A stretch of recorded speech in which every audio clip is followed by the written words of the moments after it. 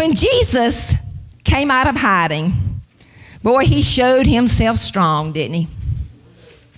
He was 30 years old, and he turned this world upside down with the gospel in 3 years. And do y'all know what the first miracle was? He turned water into wine. And that just shows us Jesus has a personality, doesn't he? He's got a sense of humor. You know, during this time, a wedding was a huge celebration. The whole town was invited. I mean, it was just, you could not refuse to go. It was just, with hospitality, you had to be there. And wine was something that they served. And to run out of wine was just a disgrace. Well, y'all remember the story of how all of a sudden they ran out of wine. And Mary, the mother of Jesus, came up to him and said, "They're out of wine." And I'm sure she was saying, "Well, what do you want me to do about this?" Because, see, she was there, the disciples were there, Jesus was there, and the whole town was there. But Jesus turned the water into wine.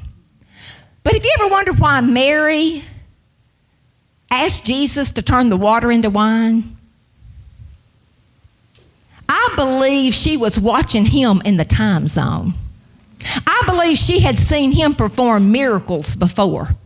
She saw him in the time when he was growing, and he was probably perfecting the miracles, and she knew he could take care of the problem. But have you ever wondered why Jesus waited till all the bottles were empty? Every glass was empty. And when their host was just wringing their hands and saying, "What are we going to do?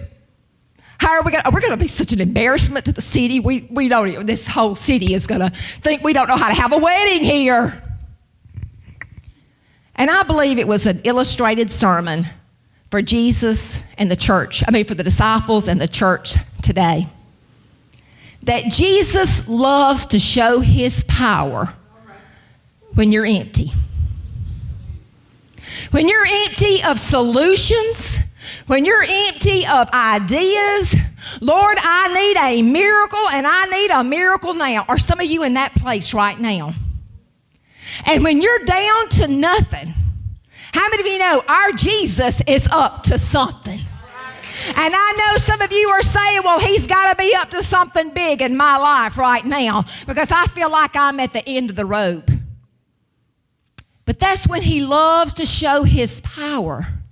It's when the doctors say, "There's nothing we can do for you, and I don't know how this happened, but you're healed."